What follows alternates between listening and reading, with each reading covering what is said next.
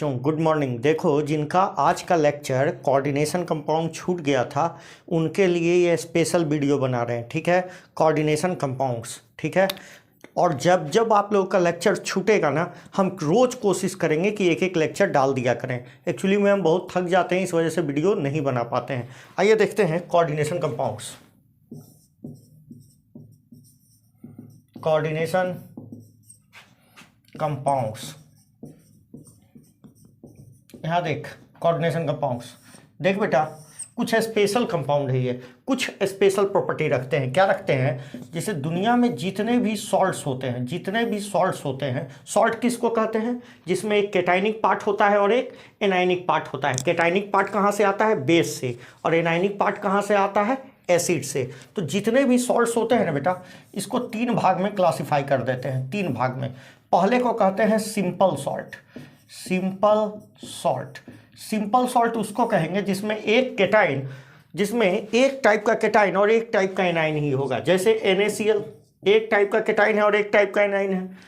MgCl2 एक ही type का cation है और एक ही टाइप का, Mg एक टाइप का कैटाइन है और एक टाइप का एनाइन है। उसी तरह Al2, उसी तरह देखो AlCl3 या MgSO4 देख लो, इसमें भी एक टाइप का कैटाइन है और एक टाइप का एनाइन है। तो ऐसे सॉल्ट कैसे कहे जाते हैं? Simple salt.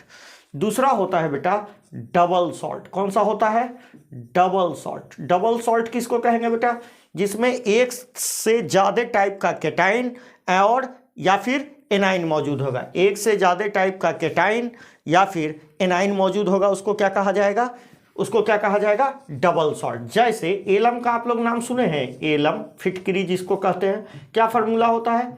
K2SO4 Al2SO4 का थ्राइस 24 H2O।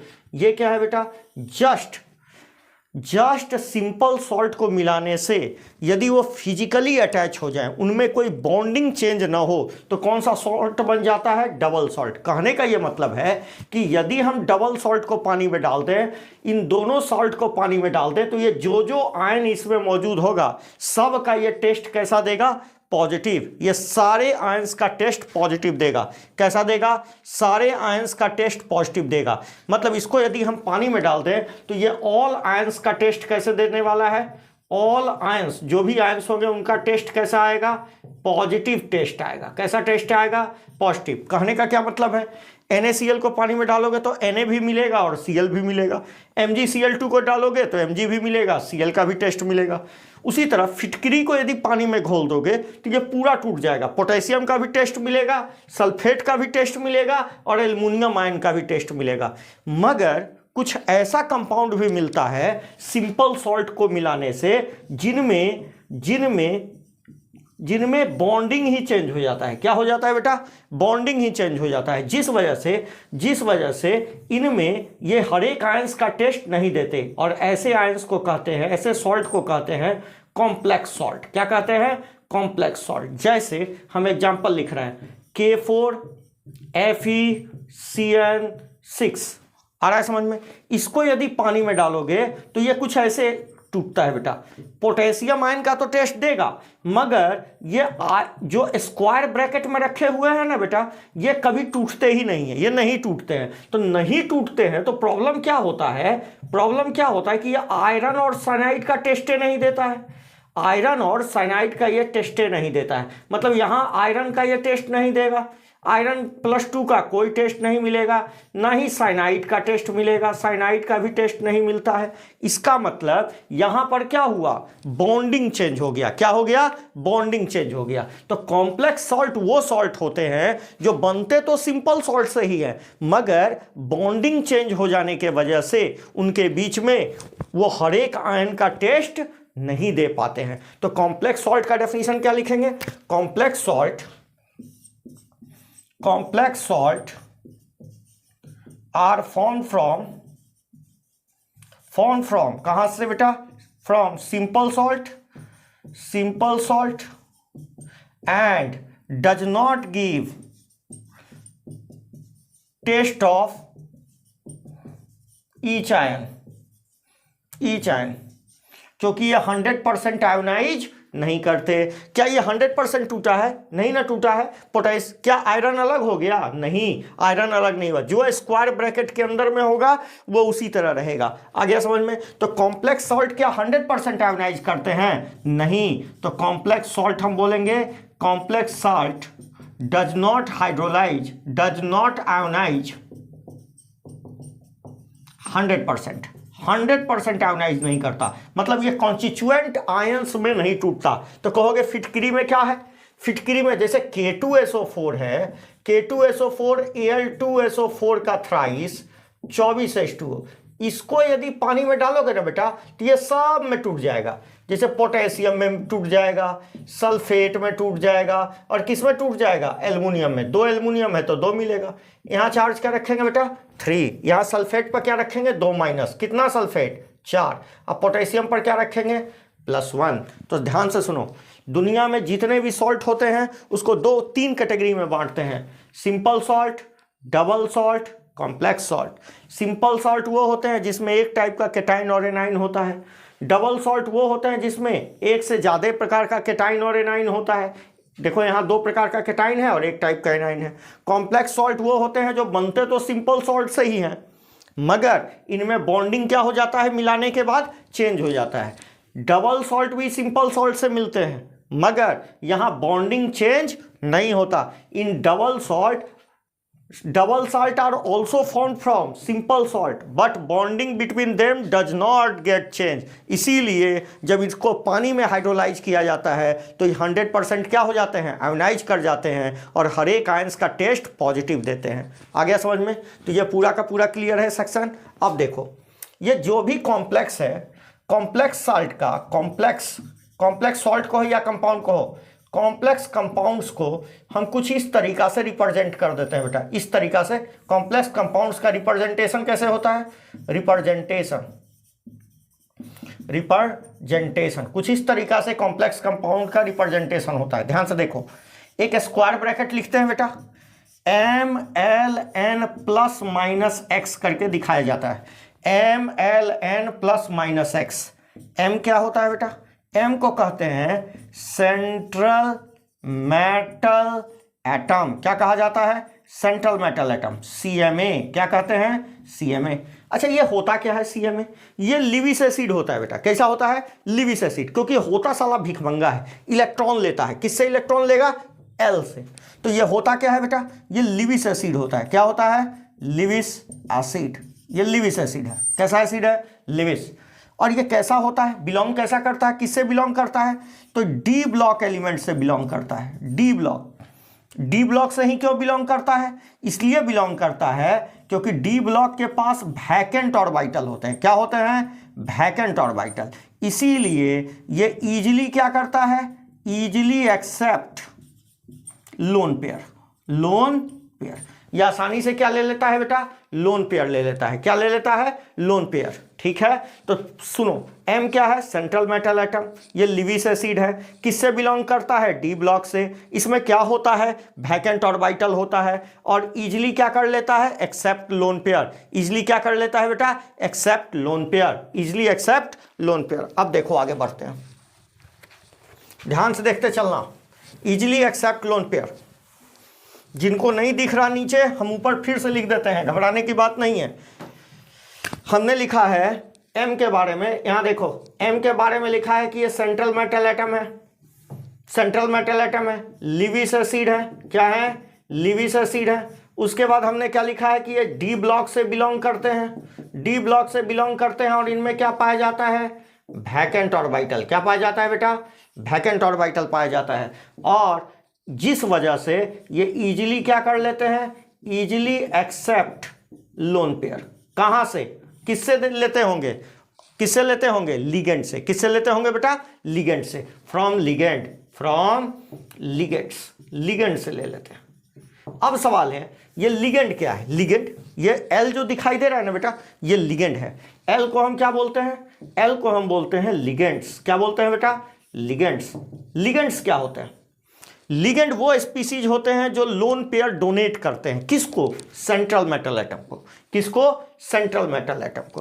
तो इट इट डोनेट क्या करता होगा, lone pair to central metal atom भाया किसके थ्रू, भाया कोऑर्डिनेट बॉन्ड। कौन सा बॉन्ड बेटा, कोऑर्डिनेट बॉन्ड। याद है ना कोऑर्डिनेट बॉन्ड, जिसमें एक डोनर होता है और एक एक्सेप्टर। जैसे ये मेटल एक्सेप्टर है और ये क्या है, डोनर, इसलिए और कम से कम इसमें एक लोन पेयर तो होगा, इसलिए ये क्या करते हैं, एक लोन पेयर डोनेट कर देते हैं किसको, सेंट्रल मेटल एटम को।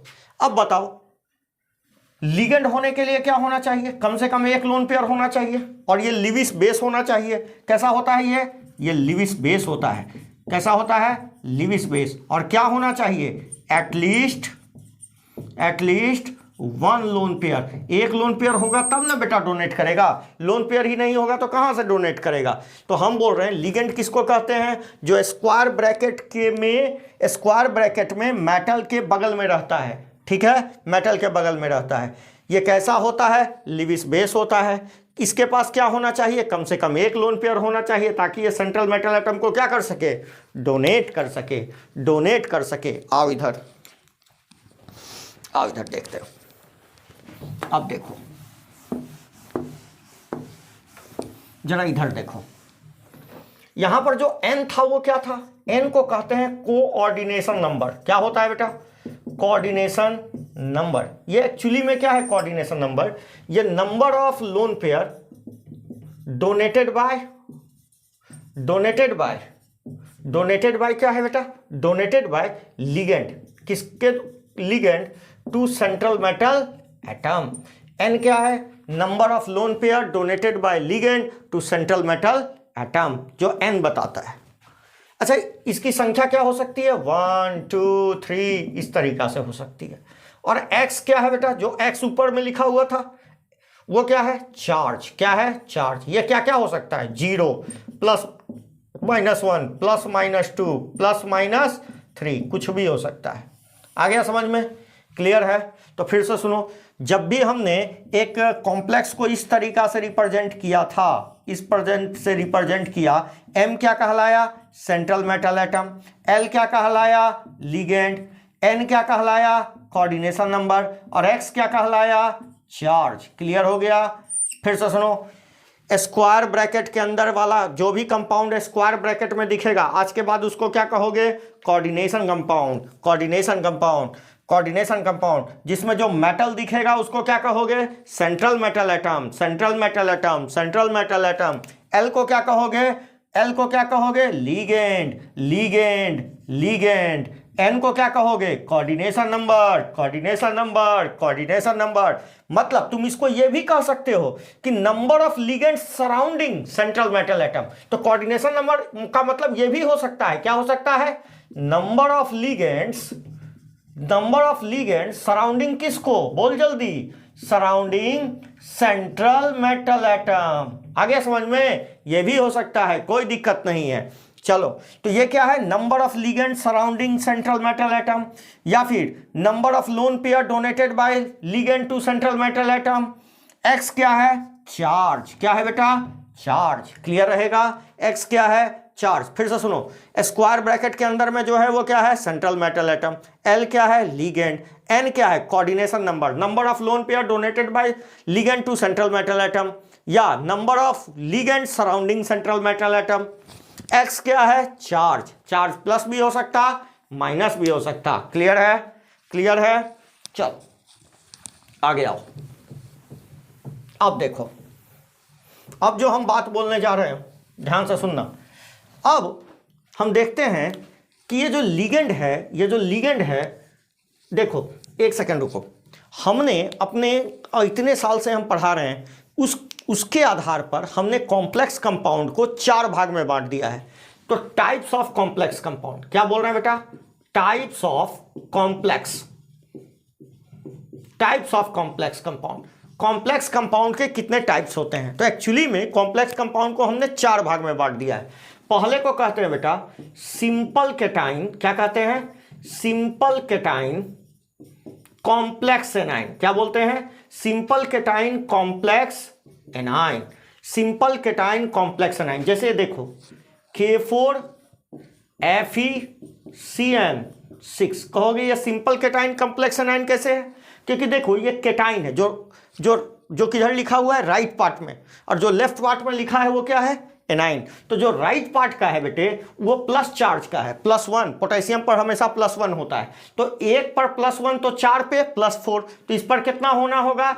-4। पूछो क्यों? क्योंकि ओवरऑल ये न्यूट्रल था ना, ये चार्ज तो हम हाइपोथेटिकली ना बैठाए हैं, तो पोटेशियम पर 1 चार्ज होता है, तो 4 प्लस हो गया तो इस पर 4 माइनस होगा। मतलब ये जब आयोनाइज करेगा तो 4 पोटेशियम और 1 Fe6 में आयोनाइज करेगा। अब मेरी बात सुनो, तो सिंपल केटाइन ये सिंपल हुआ, और ये देखो एनाइन पार्ट जो निगेटिव पार्ट है वो कॉम्प्लेक्स है, स्क्वायर ब्रैकेट में है, ये कभी साथ नहीं टूटेगा। मतलब आप इसको तोड़ोगे तो कभी भी पोटेशियम और साइनाइड अलग अलग नहीं होगा। दूसरा क्या होगा बेटा? कॉम्प्लेक्स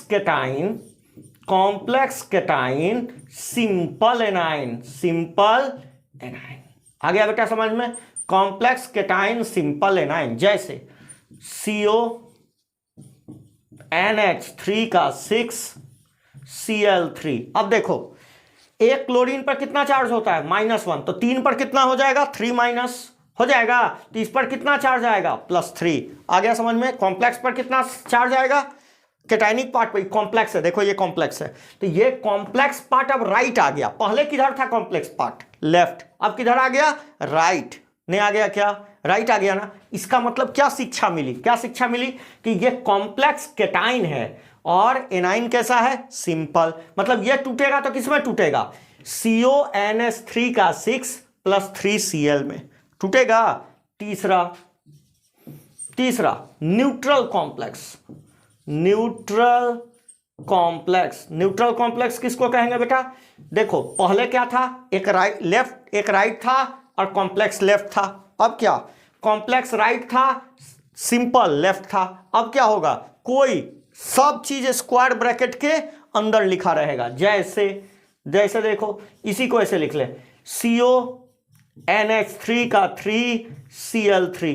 इसको क्या बोलेंगे बेटा? जरा ध्यान दो, इसको न्यूट्रल कॉम्प्लेक्स, क्योंकि ये टूटेगा ही नहीं, ये इसी तरह पड़ा रहेगा। आ रहा है समझ में? और चौथा होता है बेटा कॉम्प्लेक्स केटाइन। क्या होता है? Complex cation complex A9. क्या होता है? Complex A9. जैसे प्लैटिनम Cl4, ये भी कॉम्प्लेक्स, और ये देखो प्लैटिनम NH3 का 4, ये भी कॉम्प्लेक्स। आ रहा है? यहां लिखेंगे प्लस, और यहां क्या लिखेंगे बेटा? यहां NH3 कर लो, NH3 का 4, और यहां Cl4 कर लो। ऐसे लिख लेते हैं, फिर से लिख लेते हैं। क्या लिख लें? प्लैटिनम NH3 का 4, यस, प्लैटिनम NH3 का 4, प्लैटिनम Cl4, इस पर -2 चार्ज, और इस पर कैसा चार्ज बेटा? +2। तो ये भी कॉम्प्लेक्स और ये भी क्या हो गया? कैसे चार्ज आए वो बता देंगे। ये भी कॉम्प्लेक्स और ये भी क्या है बेटा? कॉम्प्लेक्स। तो देखो केटाइनिक पार्ट भी कॉम्प्लेक्स, एनाइनिक पार्ट भी कॉम्प्लेक्स, तो दोनों कॉम्प्लेक्स, इसलिए नाम हुआ कॉम्प्लेक्स केटाइन कॉम्प्लेक्स एनाइन। फिर से सुनो, सॉल्ट की कॉम्प्लेक्स सॉल्ट को कितने भाग में बांट दिए? 4। Simple cation complex anion, complex cation simple anion, neutral complex, और कॉम्प्लेक्स एनाइन कॉम्प्लेक्स केटाइन। आ रहा है समझ में? Complex cation complex anion. आ गया समझ में? चलिए अब मेरी बात सुनो। नेक्स्ट देखो,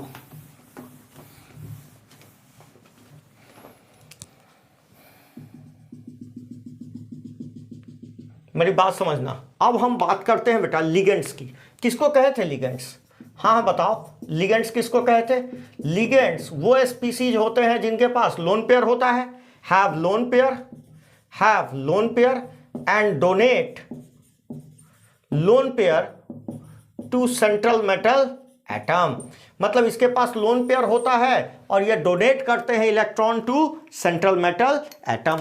लिगेंड को बेटा जनरली L और 2 इलेक्ट्रॉन से दिखाते हैं, कम से कम 1 इलेक्ट्रॉन तो होना ही चाहिए, तभी ना देगा, नहीं तो देगा किसको? आ रहा है समझ में? अब यदि हम लिगेंड का क्लासिफिकेशन करें तो लिगेंड को बहुत तरीका से बांटा जाता है। जिसमें पहला जो तरीका बांटा जाता है बेटे वो चार्ज के हिसाब से। किसके हिसाब से? चार्ज के हिसाब से लिगेंड को 3 भाग में बांट देते हैं। पहले को कहते हैं न्यूट्रल। न्यूट्रल वो होंगे जिनमें कोई चार्ज नहीं होगा, जैसे वाटर में देखो लोन पेयर है ना, तो इसका नाम होता है बेटा, इसका नाम होता है एक्वा। जब भी लिगेंड, देखो वाटर नाम तो इसका कॉमन नाम है, ठीक है, जब भी ये स्क्वायर ब्रैकेट के अंदर आ जाएगा तो इसका नाम क्या हो जाएगा? एक्वा। दूसरा NH3, इसका नाम हो जाता है बेटा एमीन। क्या नाम हो जाता है? अमीन, ठीक है, एमीन। इसका नाम क्या हो जाता है? C5H5N, इसका नाम हो जाता है बेटा पीरिडीन। क्या हो जाता है? पीरिडीन, PY लिखते हैं, इस पर कोई चार्ज नहीं है। इसका स्ट्रक्चर देखोगे तो बेटा ऐसा बनाया जाता है, देखो ऐसा होता है, यहां एक लोन पेयर, यहां डबल बॉन्ड, यहां डबल बॉन्ड, यहां डबल बॉन्ड, ये इसी का स्ट्रक्चर है, ठीक है। अगला देखो CH2, इधर भी NH2 बेटा लोन पेयर, इधर भी NH2 लोन पेयर, ठीक है। इसको कहते हैं इथिलीन। कैगो एमीन? 2 गो, तो नाम क्या होता है? इथाइलिन डाई आमीन। और इसको शॉर्ट फॉर्म में क्या लिखते हैं? EN। क्या लिखते हैं बेटा? EN। क्या लिखते हैं? EN, इथिलीन डाइअमीन, ठीक है, इथिलीन डाइअमीन। आओ इधर, और अब देखो, अब देख बेटा, और देखो, अब हम CO देखते हैं। CO को ऐसे तो इसका नाम कार्बन मोनोऑक्साइड होता है, दोनों बड़ा है, ठीक है, और लेकिन जब लिगेंड की तरह इस्तेमाल करते हैं तो इसका नाम लिखते हैं कार्बोनिल। क्या लिखते हैं बेटा? कार्बोनिल। NO जब भी लिगेंड की तरह इस्तेमाल होगा तो नाम होगा नाइट्रोसिल। क्या होगा बेटा? नाइट्रोसिल। ये नाम आपको ध्यान रखने होंगे। जरा बताओ, वाटर का नाम एक्वा, NH3 का नाम एमीन, C5H5N का नाम पिरिडीन, CH2, इधर भी NH2, इधर भी NH2, क्या नाम? इथिलीन डाइअमीन, शॉर्ट फॉर्म में EN। दूसरा जो क्लासिफिकेशन करते हैं वो चार्ज के हिसाब से करते हैं। दूसरा जो इसका पार्ट होता है, ये तो हो गया ना बेटा, जो B होता है उसको कहते हैं एनायनिक लिगेंड। क्या कहते हैं? एनायनिक का मतलब निगेटिव चार्ज। मतलब जनरली जो लिगेंड होते हैं वो एनाइन ही होंगे। पूछो क्यों? क्योंकि इलेक्ट्रॉन डेंसिटी इस पर ज़्यादा होगा। यदि एनाइन पर इलेक्ट्रॉन डेंसिटी ज़्यादा होगा तो डोनेट करना इलेक्ट्रॉन क्या होगा? आसान होगा। तो कोई पूछे कि सबसे ज़्यादा मात्रा में कौन सा लिगेंड मिलता है, तो बताना सिंपली एनाइनिक। कारण क्या? क्योंकि आसानी से डोनेट कर देंगे, ठीक है। याद रखना बेटे, कहीं ITE रहे तो इसको ITO लिख लेते हैं। क्या लिख लेते हैं? ITO। क्या लिख लेते हैं? ITO। कहीं ATE रहे तो ATO, और कहीं IDE रहे तो IDO लिख के काम चला लेते हैं, लिगेंड में बदल देते हैं। आ रहा है समझ में? जैसे Cl-1, Br-1, I-1, Cn-1, Nc-1, Nc-1, और जरा बताइए कोई बताइए। हाँ, ये लिखते हैं। और भी हम लिख सकते हैं, क्या लिख सकते हैं बेटा? SO4 2-, उसके बाद NO3-1, NO2-1, ये सब लिखा सकता है। अच्छा, नीचे नहीं दिख रहा होगा ना, SO4 2- तक दिख रहा होगा। यहां आइए, यहां लिखते हैं, देखिए जरा, यहां देखिए इधर, यहां लिख रहे हैं। हाँ, यहां लिखते हैं, देखिए इधर। और हम लिख रहे हैं क्या? जरा बोलिए। और हम लिख रहे हैं क्या?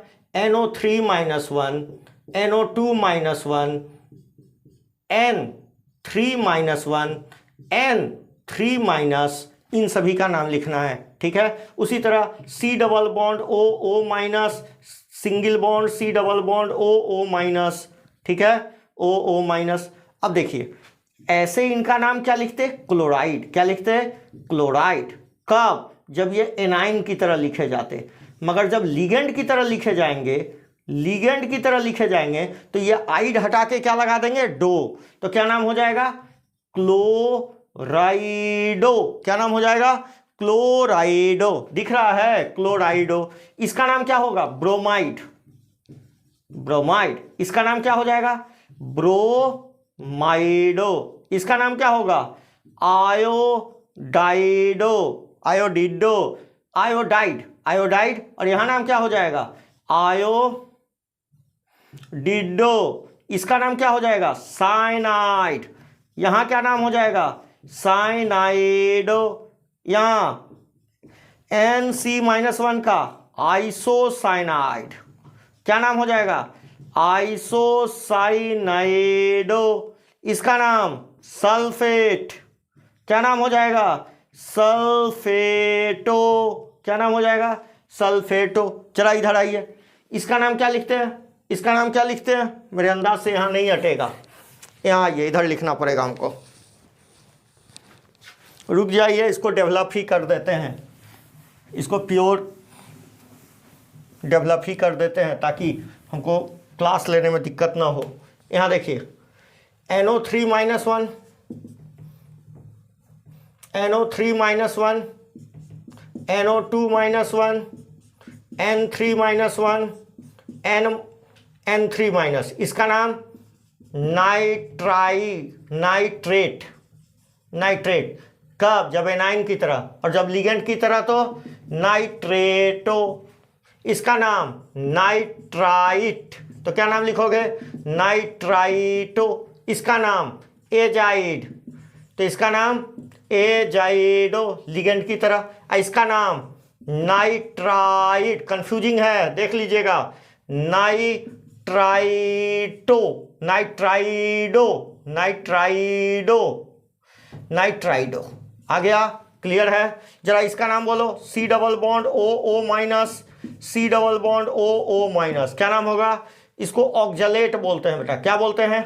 ऑक्जेलेट। लिखते हैं बेटा C2O4 ऑक्जेलेट। देखो, 2 carbon 4 oxygen 2 minus, oxalate. A9 की तरह, जब लिगेंड की तरह तो ऑक्जेलेटो। क्या नाम लिखोगे? ऑक्जेलेटो। क्या नाम लिखोगे? ऑक्जेलेटो। अब मेरी बात सुनो, अब मेरी बात कान खोल के सुनो।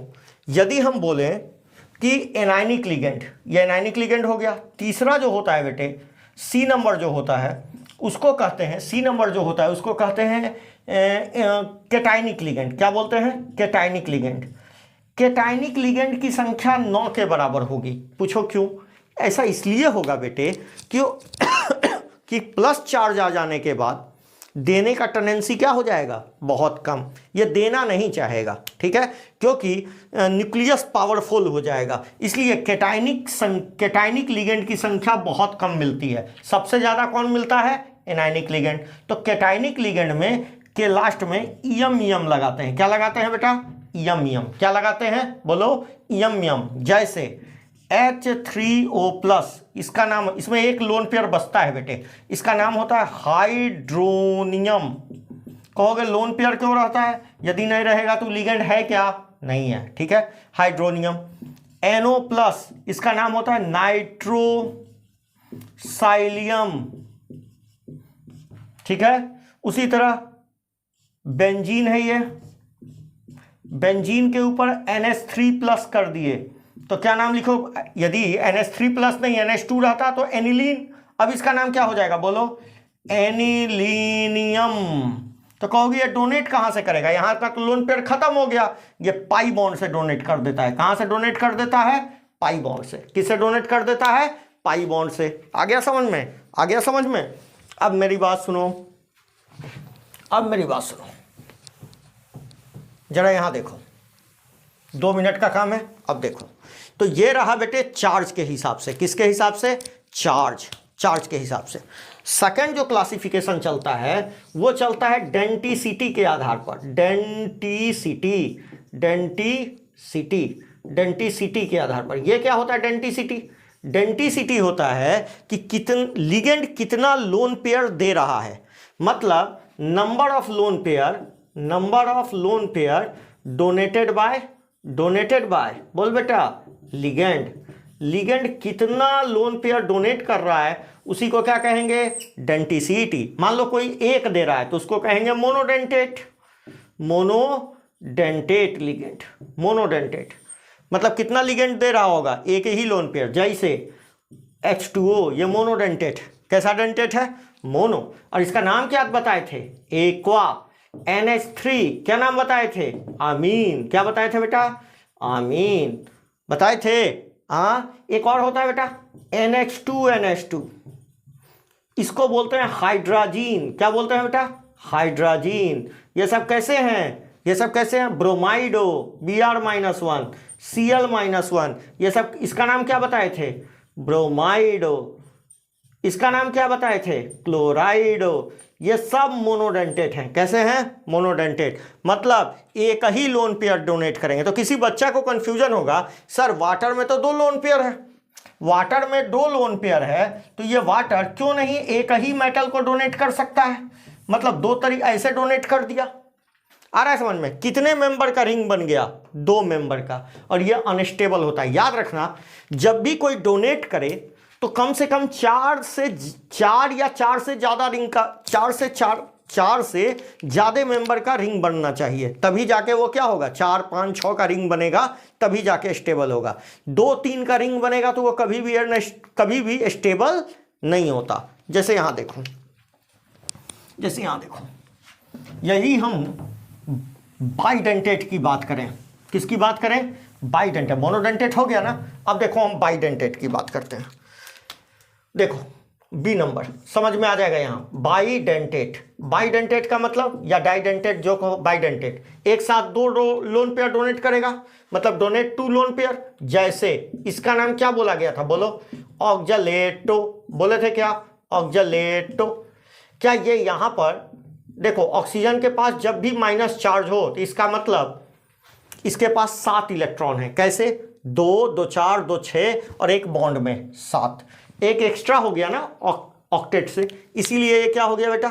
मतलब इसके आउटर मोस्ट सेल इलेक्ट्रॉन से एक ज्यादा है, इसलिए कैसा है? Negative charge. अब क्या है? यहां एक सेंट्रल मेटल एटम है, ये यहां से भी डोनेट कर दे और यहां से भी डोनेट कर दे, तो ये एक साथ इस सेंट्रल मेटल एटम को कितना लोन पेयर डोनेट कर रहा है? 2।